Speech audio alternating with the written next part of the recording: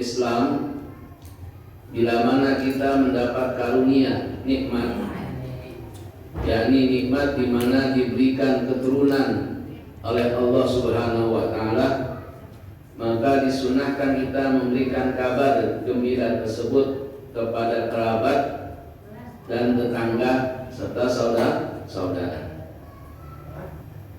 Allah Subhanahu wa taala firman dalam surah Al-Hud, wa imra'atuhu qa'imatun fadhahikat fabasyarnaha bi Ishaqa wa min wara'i Ishaqa Yaqub.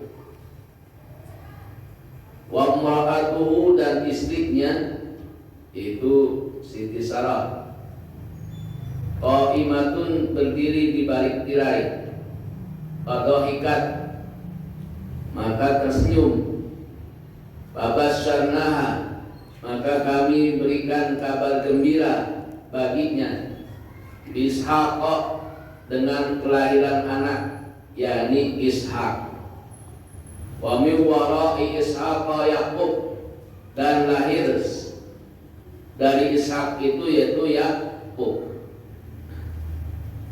Jadi di sini Allah memberi kabar gembira kepada Siti Sarah bahwa ia mendapat keturunan yang sekian lama sudah didambakan anak yang lahir dari rahimnya, maka Allah kasih nikmat itu, yakni lahirlah dari rahimnya seorang anak putra yaitu Nabi Ishaq. Dan sesudahnya Ishak lahir darinya adalah Nabi Yakub. Nah, Nabi Yakub ini yang memiliki anak 12. Di antaranya Nabi Yusuf dan Bunyamin. Kemudian ada saudara nama Lui. Lui itu punya anak Imron. Imron itu punya anak Musa. Lalu ada yang nama Yahuda. Nah, dari Yahuda inilah dinisbahkan kepada agama yaitu Yahudi.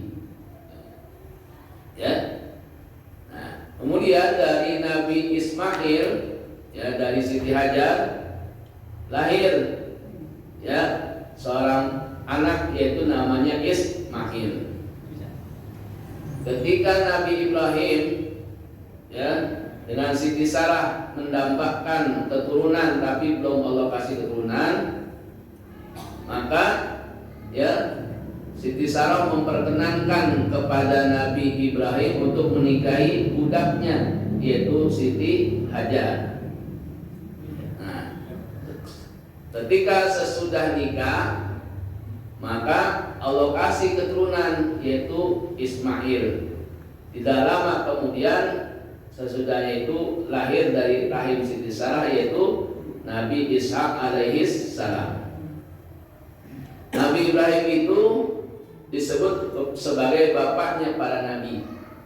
Bahwa nabi yang pertama adalah Nabi Adam, tapi Nabi Ibrahim adalah bapaknya para nabi. Abul Anbiya, bapaknya para nabi. Kenapa? Karena dari keturunan Nabi Ibrahim itu menurunkan nabi-nabi.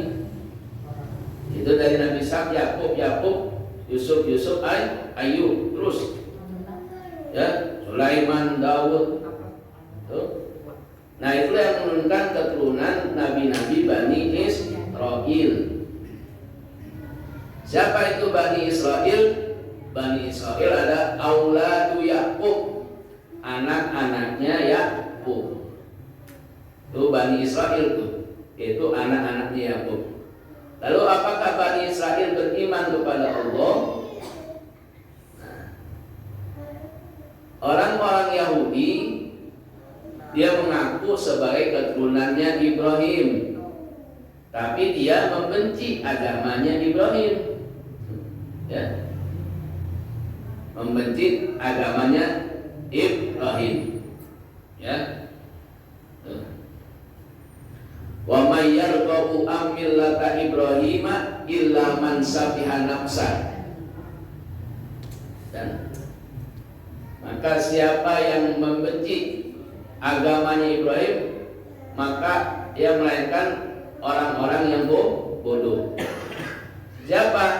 Yaitu orang-orang kafir Quraisy dan orang-orang Yahudi yang membenci agamanya Ibrahim.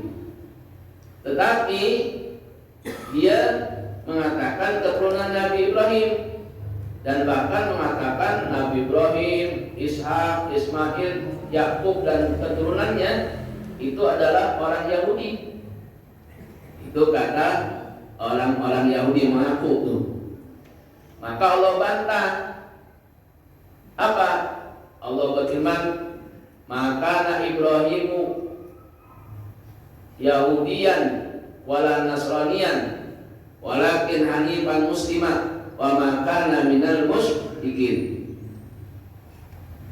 Dan tiadalah Ibrahim itu beragama Yahudi dan Nasrani, walakin hanifan musliman, akan tapi Ibrahim itu adalah beragama yang hanif, yang lurus, musliman, yang berserah diri kepada Allah. Wa ma kana minal musyrikin, dan tidaklah Ibrahim itu termasuk orang-orang yang mempersekutukan Allah. Jadi jelas bahwa pengakuan orang-orang Yahudi Nabi Ibrahim telah beragama Yahudi itu tertolak. Bahwa Nabi Ibrahim dinyatakan oleh Allah, maka Ibrahimu Yahudiyan wala Nasraniyan.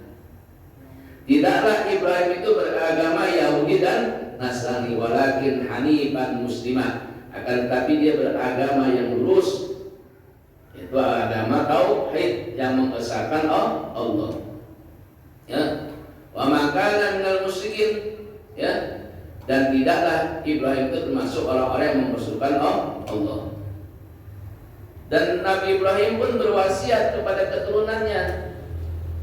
Allah berfirman, ya Allah berfirman, wa wassa biha Ibrahimu banihi wa Yaqub ya baniya innallaha astafa lakumud dina fala tamutunna illa wa antum muslimun.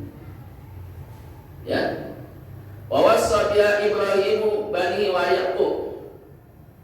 Ibrahim berwasiat kepada keturunannya, ya, dan juga Yakub.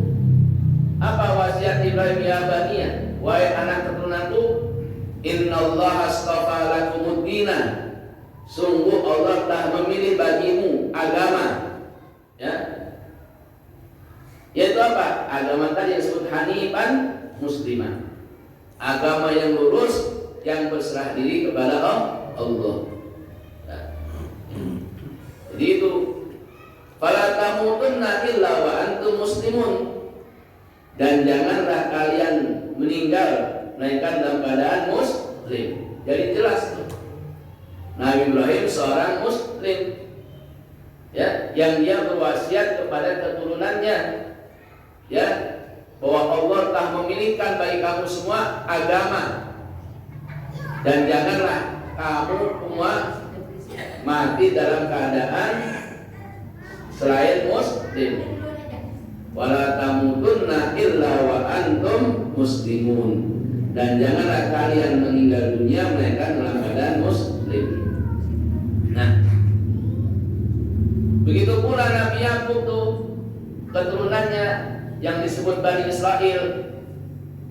Ketika juga orang-orang Bani Israel itu, orang Yahudi, menyangka bahwa Bani Israel itu Nabi Yakub beragama Yahudi. Maka Allah nyatakan dalam firman-Nya, ya, am kuntum syuhada'a idh hadara Yaqub al-maut idh qala li banihi ma ta'buduna min ba'di qalu na'budu ilahaka wa ilaha abaika Ibrahim wa Ismail wa Ishaq, ya, ilaha wahidah wa nahnu lahu muslimun. Allah balik bertanya tuh, am kuntum syuhada'a, adakah kalian semua hadir menyaksikan idh hadara Yaqub al-maut, tatkala kematian menghampiri Nabi Yakub. Artinya Nabi Yakub kadang-kadang sakaratnya mau. Ilqala banihi, tatkala ia mengatakan kepada anak keturunannya, ma ta'buduna min ba'di, apa yang kalian sembah sesudah aku tiada. Kata Nabi Yakub kepada anak keturunannya yang disebut sebagai Auladu Yakub, yaitu Bani Israil. Anak-anaknya menjawab dengan tegas, qalu na'budu ilahaka wa ilaha abaika Ibrahim wa Ismail wa Ishaqa ilaha wahida wa nahnu lahu muslimun. Apa kata anak-anaknya Nabi Yakub? Na'budu ilahaka, kami menyembah Tuhanmu, wa ilaha abaika, dan Tuhan bapak-bapakmu. Siapa? Ibrahim, yaitu Nabi Ibrahim, wa Ismail, dan Ismail, wa Ishaqa, dan Nabi Ishaq. Ilaha wahida, Tuhan yang satu, yang esa. Wa nahnu lahu muslimun, dan kami kepadanya berserah diri. Jadi jelas bahwa Bani Israil itu anak-anak Yakub, mereka semua beriman kepada Allah dan menyembah Allah. Ilahan wahidah, Tuhan yang satu. Kemudian dari Nabi Ismail lahir keturunannya, yaitu Nabi Muhammad Sallallahu Alaihi Wasallam. Dari mana? Bahwa Nabi Muhammad itu keturunan Ismail dari Adnan. Dari Adnan, kakeknya buyutnya Nabi Muhammad, yang itu bersambung dengan Nabi Ismail alaihi salam.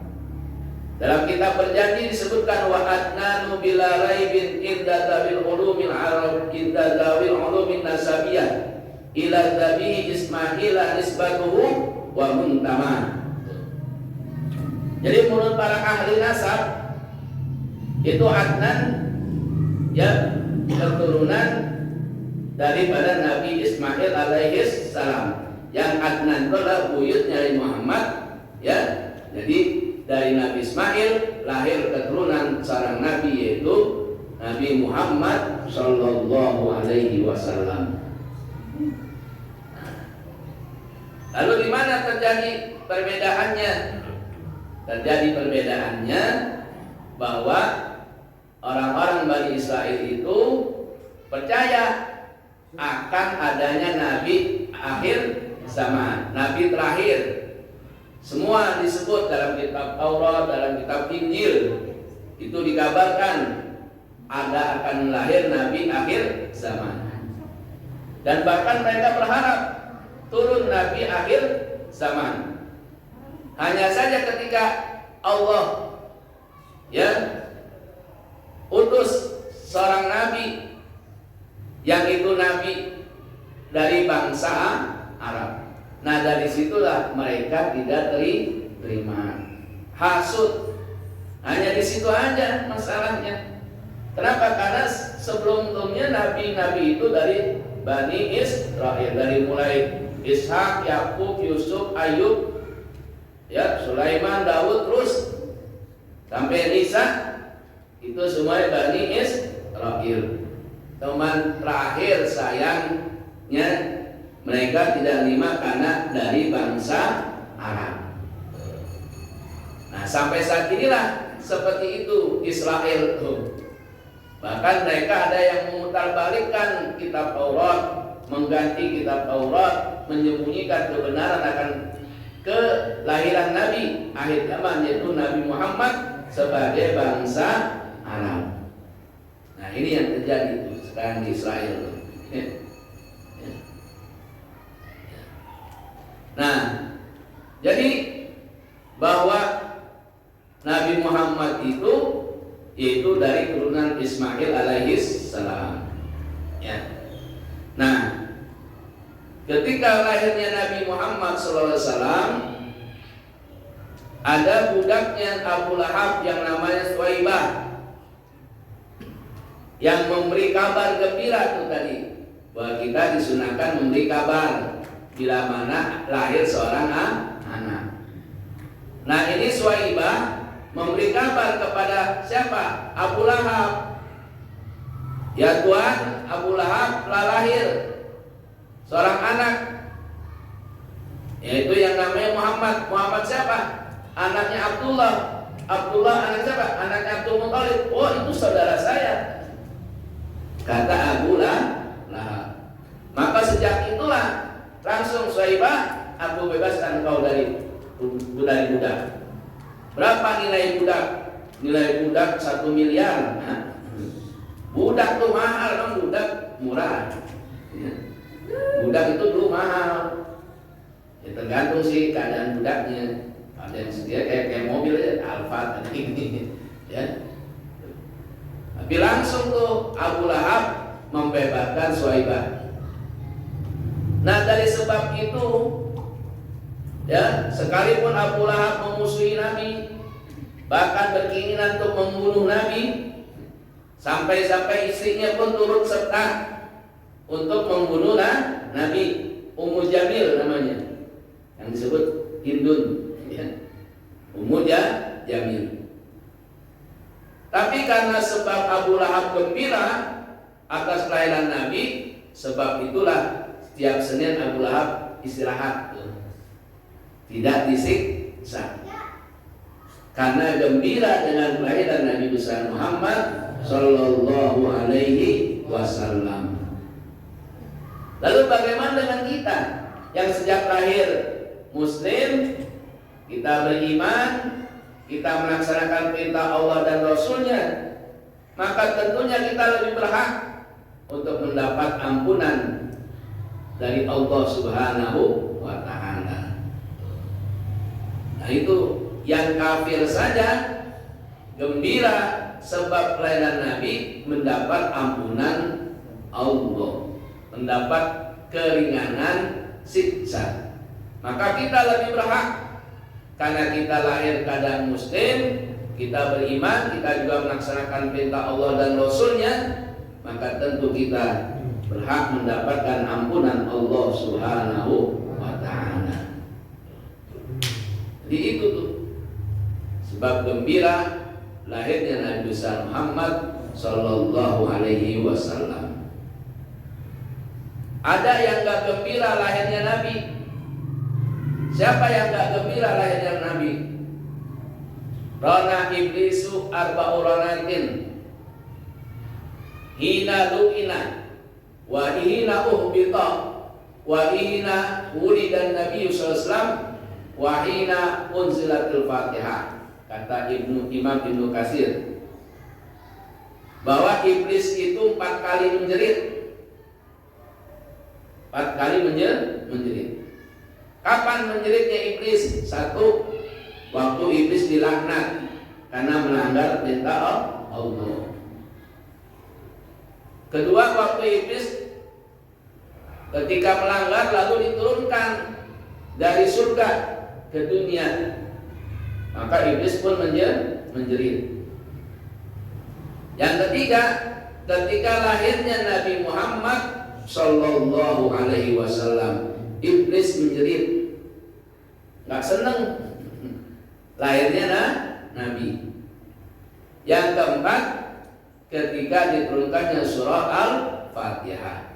Jadi hanya iblis yang tidak senang, yang tidak gembira menjerit lahirnya Nabi besar Muhammad Sallallahu Alaihi Wasallam. Ya. Nah, oleh karenanya bahwa kita disuruh gembira sama Allah atas kelahirannya Nabi besar Muhammad Sallallahu Alaihi Wasallam. Jadi siapa yang suruh kita gembira atas lahirnya Nabi? Allah langsung yang nyuruh kita bergembira atas kelahiran Nabi besar Muhammad Sallallahu Alaihi Wasallam. Ya, sama bapak ibu, kalau istrinya ketika periksa ke dokter kandungan di USG, kata dokter, ini ibu hamil, senang nggak? Gembira nggak? Kan belum tentu tuh anaknya nanti nyenengin kita, belum tentu kan? Belum tentu nanti dia dewasa bikin kita senang, bikin kita gembira. Tapi waktu dikabarin kita hamil aja udah senang. Kita sudah senang, gembira tuh. Ya. Mohon maaf sekalipun anak kita jelek, tetap kita gembira, senang mendapat keturunan. Nah, ini lahir seorang yang sejak sebelum adanya lahirnya sudah ada. Ketika Nabi Adam di surga sudah lihat tuh nama Muhammad.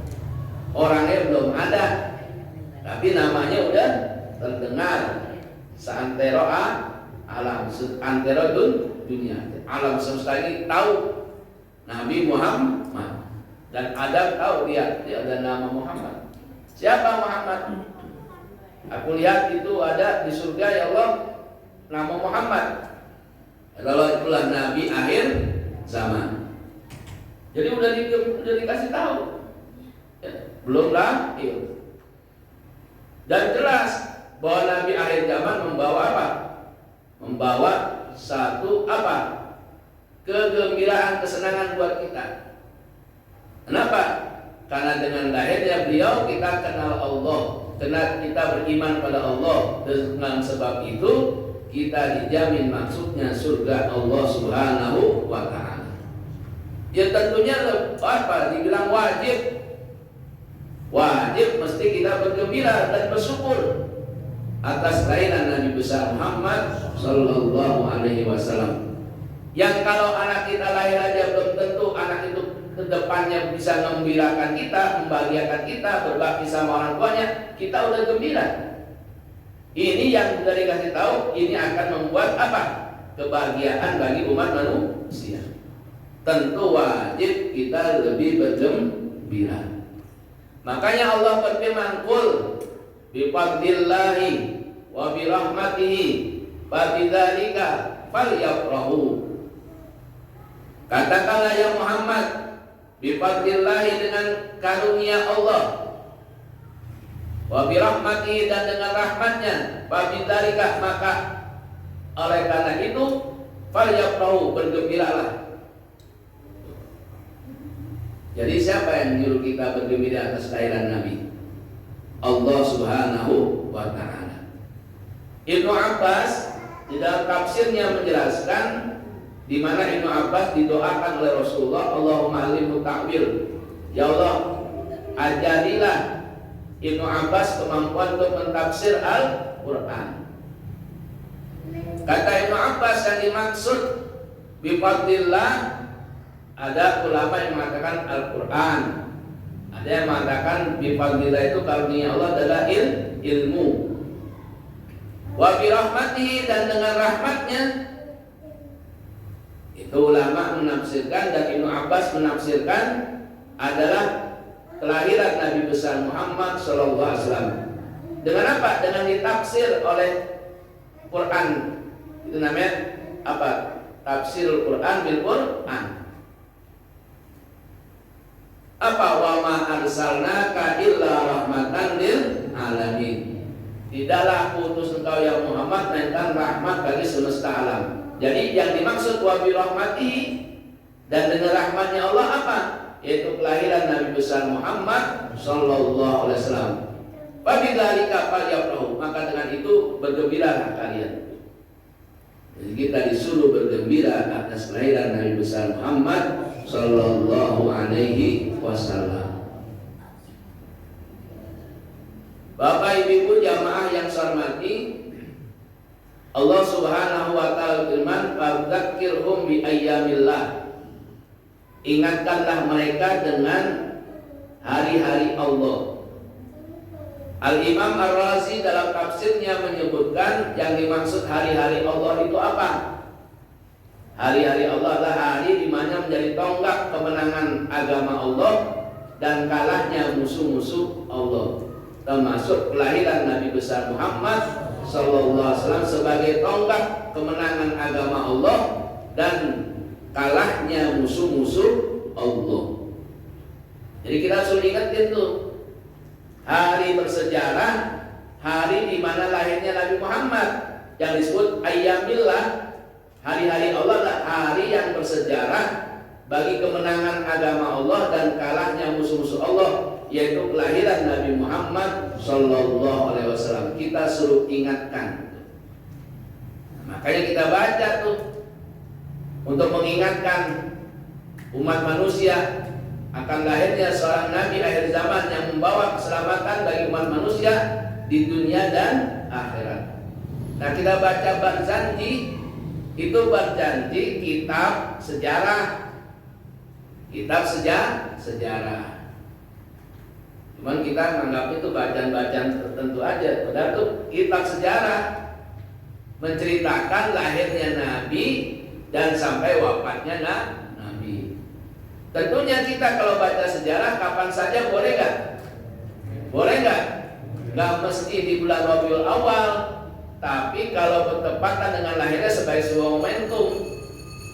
Karena memang kelahiran Nabi juga ahli sejarah banyak berbeda pendapat tentang lahirnya. Ya. Jadi kita itu maulid baca sejarah Nabi ya kapan saja. Sampai saat ini pun kita baca maulid. Ya, maulid dengan versinya ada Barzanji, ada Diba, ada Diaulami, ya, ada Simtud Duror, ya, itu macam-macam. Itu kitab-kitab sejarah kelahiran Nabi besar Muhammad dan sampai wafatnya. Kehidupan Nabi Muhammad itu diungkap, dibaca di situ dalam Barzanji. Ya. Kemudian Allah Subhanahu wa ta'ala firman, "Fa amma bi ni'mati rabbika fahaddits." Maka terhadap nikmat Tuhanmu, fahaddits, bicarakanlah, ceritakanlah. Nah, dan nikmat yang besar, nikmat Allah adalah nikmat kelahiran Nabi besar Muhammad Sallallahu Alaihi Wasallam. Itu kata Imam Ibnu Katsir. Jadi fahaddits, kita suruh menceritakan apa? Ya nikmat tadi, nikmat Allah apa? Kelahiran Nabi besar Muhammad Sallallahu Alaihi Wasallam. Suruh ceritain, suruh kasih tahu. Ya, makanya kita kan, ya, suruh apa? Ajari anak kita cinta kepada hubbu nabiyikum, cinta pada Nabi. Maka kita, anak-anak kita tuh mesti ceritain sejarahnya Nabi tuh. Kalau mau tidur dongengin apa? Cerita Nabi Muhammad Sallallahu Alaihi Wasallam. Jadi kita ceritakan. Makanya kita maulid, kita ceritakan tuh sejarahnya Nabi Muhammad Sallallahu Alaihi Wasallam. Jangan maulid bicara politik. Maulid suruh ceritain sejarahnya Nabi, jangan maulid ceritanya politik. Orang nggak kenal Nabi, kenalnya politik kan. Ya. Minta dana buat maulid, datang anggota dewan calon, ngenalin dia, ente minta dana buat maulid, bukan buat ngenalin ini, ya. Bukan buat ngenalin anggota dewan, buat ngenalin Nabi, buat ngasih tahu Nabi. Ini minta dana buat maulid, datang calon anggota dewan, yang kita ini anggota dewan bukan cerita Nabi ini. Kan cerita Nabi, jadi suruh ceritain, ya. Ceritain sejarah Nabi supaya orang tahu dari lahirnya, terus ayahnya meninggal, ibunya meninggal, ceritain. Banyak kan anak kita nggak tahu? Banyak nggak? Banyak. Dia lebih kenal Lionel Messi daripada Nabi, lebih kenal Ronaldo daripada Nabi. Lebih kenal Raffi Ahmad daripada Nabi. Suruh kenalin, makanya sering-sering maulid, sering bacain sejarahnya Nabi. Nah, karena itu bahasa Arab, ya banyak nggak tahu. Pakai bahasa Arab yang berbentuk bahasa Arab yang sangat tinggi, syair. Nah, mesti beli juga terjemahannya. Terjemahannya dibaca baca, sehingga kita kalau berjanji sejarah namanya itu. Ini karena memang bahasa Arab, jadi kita dianggap kayak lagu-lagu aja gitu. Ya. Kayak lagu-lagu aja. Padahal itu baca sejarah diceritain. Sejarah Nabi besar Muhammad Sallallahu Alaihi Wasallam. Jadi kita suruh ceritakan, ya. Kenapa? Itu sebagai nikmat. Faqad mannallahu 'alal mu'minina id ba'atsa bihim rasulan minhum. Sungguh Allah telah memberikan karunia bagi orang-orang beriman tatkala Allah mengutus seorang rasul dari golongan mereka sendiri. Siapa? Nabi Muhammad SAW. Jadi itu kelahiran Rasul sebagai karunia, sebagai nikmat. Laqad mannallahu 'alal mu'minina id ba'atsa bihim rasulan minhum. Sungguh Allah telah memberikan karunia pada orang-orang yang beriman tatkala Allah mengutus seorang rasul dari golongan mereka sendiri. Siapa? Nabi besar Muhammad Sallallahu Alaihi Wasallam. Jadi itulah kita di sini, ya, di Indonesia orang maulid bahkan sampai mau mi'raj masih maulid. Ya memang kapan aja orang boleh baca sejarah, ya, membaca kitab maulid dengan macam-macam kitabnya kan, ada berjanji, dia ulami, Sibuturon, tiba dan lain sebagainya. Bapak jamaah yang saya hormati, kemudian bahwa kita, ya, diharuskan untuk mencontoh, meneladani Rasulullah Sallallahu Alaihi Wasallam. Jadi kelahiran Nabi bukan saja, ya, kita membaca sejarahnya, tetapi kita juga diharuskan untuk mengikuti, melaksanakan, mencontoh apa yang Rasulullah kerjakan, apa yang Rasulullah perintahkan, apa yang Rasulullah lakukan. Allah berfirman, laqad kana lakum fi Rasulillahi uswatun hasanah. Sungguh ada pada kamu sekalian, pada diri Rasulullah, suri tauladan yang baik. Jadi Allah kasih tahu tuh, pada diri Rasulullah ada contoh, ada teladan yang baik. Allah kasih tahu sama kita. Untuk apa? Untuk kita ikutin. Itu yang namanya takwa, ittibaun Nabi sesungguhnya. Memang dalam definisinya takwa itu apa? Al-imtitsalu bi awamirillah wa tinabun nawahi. Melaksanakan perintah Allah dan menjauhi larangannya. Sesungguhnya takwa itu ittibaun Nabi, mengikut Nabi. Kenapa? Karena Nabi contoh takwa itu. Inna akramakum indallahi atqakum, kata Allah. Sungguh orang yang paling mulia di antara kalian orang yang paling takwa. Yang paling takwa siapa? Rasulullah Sallallahu Alaihi Wasallam. Jadi kita mesti ikut Rasulullah supaya kita jadi orang mulia. Karena orang yang paling takwa siapa? Rasulullah Sallallahu Alaihi Wasallam. Inna akramakum indallahi atqakum. Sungguh orang yang paling mulia di antara kalian orang yang paling takwa. Siapa yang paling takwa? Rasulullah. Karena Rasulullah orang paling takwa, maka Rasulullah paling mulia. Dan kita mesti ikut Rasulullah supaya menjadi orang mulia. Itu yang disebut takwa, ittibaun Nabi, mengikut Nabi besar Muhammad Sallallahu Alaihi Wasallam. Bahkan Allah dengan tegas menyatakan, "Man yuti'ir rasulah faqad ata'a Allah." Siapa yang mentaati Rasul, sungguh dia telah mentaati Allah. Jadi kita dibilang taat sama Allah kalau kita taat sama Rasul. Kita enggak dikatakan taat sama Allah kalau enggak taat sama Rasul. Jadi man yuti'ir rasulah faqad ata'a Allah. Siapa yang mentaati Rasul, sungguh dia telah mentaati Allah. Nah, kita suruh contoh Rasulullah, suruh taat kepada Rasulullah. Kenapa kok kita suruh mencontoh Rasulullah dan taat kepada Rasulullah? Syekhul Azhar Abdul Halim Mahmud Dan kitabnya Ar-Rasul menyebutkan rahasia kenapa Allah suruh kita mencontoh Rasulullah, mengikuti Rasulullah, meneladani Rasulullah. Kata beliau, anna Rasulullah sallallahu alaihi wasallam la yanharifu an siratil mustaqim wa la yantiqu anil hawa.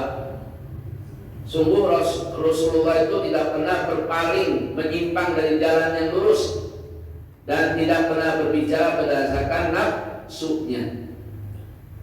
Oleh karenanya Allah bersumpah, wan najmi idza hawa ma dhalla sahibukum wa ma ghawa wa ma yantiqu anil hawa in huwa illa wahyu yuha.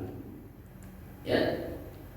Demi bintang yang bergelapan, ma dhalla sahibukum wa ma ghawa, tidaklah sahabatmu yaitu Muhammad sesat dan juga keliru. Wa ma yantiqu anil hawa, dan tidaklah ia berbicara berdasarkan nafsu. In huwa illa wahyu yuha, melainkan berdasarkan wahyu yang diwahyukan kepadanya. Jadi ini rahasianya kenapa kita suruh contoh Rasulullah, suruh meneladani Rasulullah. Karena Rasulullah gak pernah sesat, gak pernah keliru. Kenapa Rasulullah gak pernah sesat, gak pernah keliru? Karena tidak pernah berbicara berdasarkan kemauannya sendiri, berdasarkan nafsu yang diingini, tapi berdasarkan wahyu yang diwahyukan oleh Allah. Oleh karenanya Rasulullah gak pernah sesat, gak pernah keliru. Maka kita harus mencontoh Rasulullah, karena Rasulullah gak pernah sesat, gak pernah keliru. Ya, ini rahasianya. Yang kedua, wa kana salawatullahi wa salamu fi jami'i ahwalihi harakatan wa sukunan isyaratan wa nutqan qalban wa qaliban yumassilul qur'ana. Wa kana salawatullahi wa salamu alaihi tadbiqan bil qur'an laqad labisal qur'ana zahiran wa batinan wa kana qur'anan. Sungguh Rasulullah dalam semua aspek kehidupannya, baik itu ketika bergerak maupun diam, baik itu ketika berbicara maupun berisyarat, apa yang ada dalam hatinya dan di luar hatinya, yumatsilul Qur'ana, menyerupai daripada Al-Qur'an. Maka oleh karena itu Rasulullah adalah sesuai dengan Al-Qur'an. Kenapa? Laqad labisal Qur'ana zahiran wa batinan. Sungguh Rasulullah menggunakan Al-Qur'an zahir dan batin. Wa kana Qur'anan, dan ada Rasulullah itu adalah Al-Qur'an. Makanya Sayyidatuna Aisyah ketika ditanya tentang akhlaknya Rasulullah, maka Sayyidatuna Aisyah mengatakan, memberikan sifat yang sangat mendalam bagi Rasulullah, kana khuluquhul Qur'an, bahwa ada akhlaknya Rasulullah itu Al-Qur'an. Karena Rasulullah berakhlak Al-Qur'an, Allah puji, innaka la'ala khuluqin 'azim. Sungguh engkau ya Muhammad memiliki perangai yang sangat agung. Nah, orang yang akhlaknya, tutur katanya, perbuatannya, tindak tanduknya, semua aspek kehidupannya Quran, maka wajib menjadi contoh. Oleh karenanya Allah kasih tahu kepada kita bahwa pada diri Rasulullah ada suri tauladan yang baik. Kenapa? Karena Rasulullah itu memakai Al-Quran. Jadi kalau kita ingin mulia, gunakanlah Al-Quran dalam aspek kehidupan kita. Nah, inilah yang saya sampaikan apa? Tentang tadi bahwa kita mesti gembira, mesti bersyukur atas kelahiran Nabi besar Muhammad Sallallahu Alaihi Wasallam. Dan semua yang sekarang ini adalah umatnya Nabi Muhammad, yang beriman maupun enggak beriman, umatnya Nabi Muhammad. Dan kita tetap terus harus mendakwakan, mengajak mereka agar beriman, sebagaimana Rasulullah mengajak mereka untuk beriman, ya, untuk beriman. Makanya ketika Rasulullah itu perang, ya, Uhud, yang waktu itu mengalami kekalahan, itu Rasulullah apa? membela kita, cinta sama kita sampai berdarah-darah.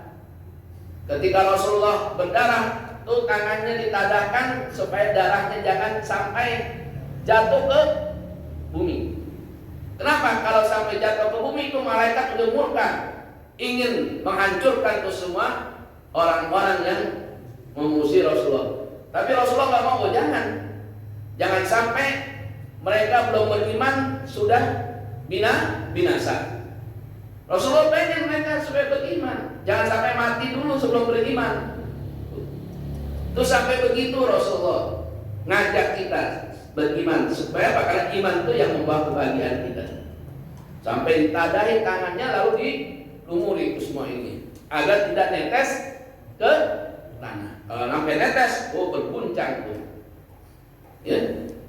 Nah sampai situ tuh Rasulullah. Makanya kita juga nggak boleh putus, tetap ngajak, tapi dengan ngajaknya bil hikmati wal mau'izatil hasanah wajadilhum billati hiya ahsan. Tetap nggak putus dakwah ini. Karena sebagaimana Rasulullah mengimpikan semua umat manusia beriman kepada Allah Subhanahu wa Ta'ala. Kita pun sama, ya, nggak pernah lepas untuk ngajak orang kepada jalan keimanan kepada Allah Subhanahu wa Ta'ala.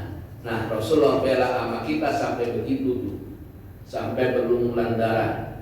Bahkan Rasulullah sampai apa? Meminta kepada Allah agar dosa umatnya itu, ya, jangan langsung dibalas dengan siksaan. Rabbana la tu'akhidna in nasina aw akhtana. Sampai begitu. Ya, jangan langsung, kalau umat Nabi suruh kan langsung dibalas tuh. Dosa langsung turun azab. Maksiat langsung turun azab. Kita enggak, Bapak maksiat entar. Coba kalau Bapak langsung mati, gimana? Maksiat langsung mati gimana? Coba. Beruntung kita. Maksiat anteng-anteng aja. Maksiat anteng-anteng.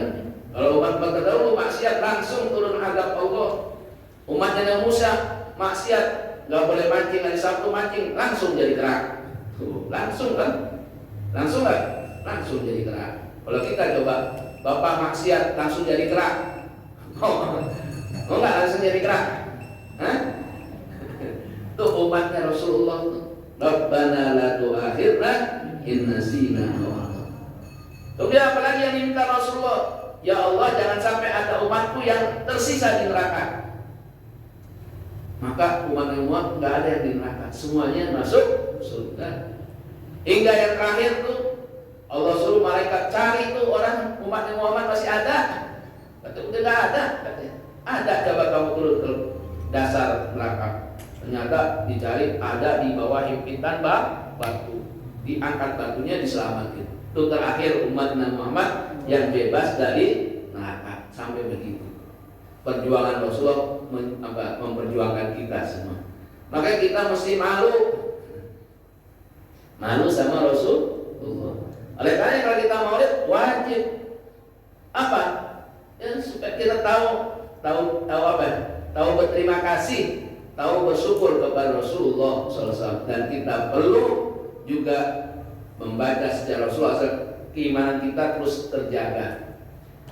Nah, Salahuddin Al-Ayyubi, ya, itu, ya, ketika merebut Konstantinopel, ketika itu umat Islam mengalami kelemahan, dengan dibacakannya sejarah Nabi maka bangkit sehingga dapat merebut Konstantinopel. Itu sebab itu. Maka kita perlu menggelorakan terus semangat keimanan kita agar terus mencontoh Rasulullah SAW. Yang nggak jauh sholat berjamaah deh, nggak jauh-jauh, jangan jauh-jauh deh. Tuh sholat berjamaah aja tuh, itu sunnah Rasulullah. Yang dekat tuh, ya, sholat berjamaah. Kalau dekat di masjid, ke masjid sholat berjamaah. Itu sunnah Rasulullah. Ngaji deh, ngaji itu sunnah Rasul. Karena Rasulullah nggak ngewarisin harta, yang diwarisin apa? Ilmu. Maka kalau kita ngaji berarti kita dapat warisan Rasulullah. Mau nggak dapat warisan Rasulullah? Bu, mau? Warisan bapak kita aja kita berebut. Warisan warisan bapak kita. Ini warisan Rasulullah pada kamu berebut. Ya, warisan Rasulullah pada kamu berebut ogah-ogahan. Warisan bapaknya berebut. Warisan Rasulullah kamu. Warisan Rasulullah apa? Ilmu ngaji. Nah, jadi itu sunnah Rasulullah, sholat berjamaah, ngaji. Ya, itu namanya kita membangkitkan semangat apa Rasul. Ya, saya sampai sini, mohon maaf bila ada kurang berkenan. Al-Fatihah. A'udzubillahi minasyaitonirrajim. Bismillahirrahmanirrahim. Alhamdulillahirabbil alamin arrahmanir rahim maliki yaumiddin. Iyyaka na'budu wa iyyaka nasta'in ihdinas siratal mustaqim siratal ladzina an'amta 'alaihim ghairil maghdubi 'alaihim waladdallin.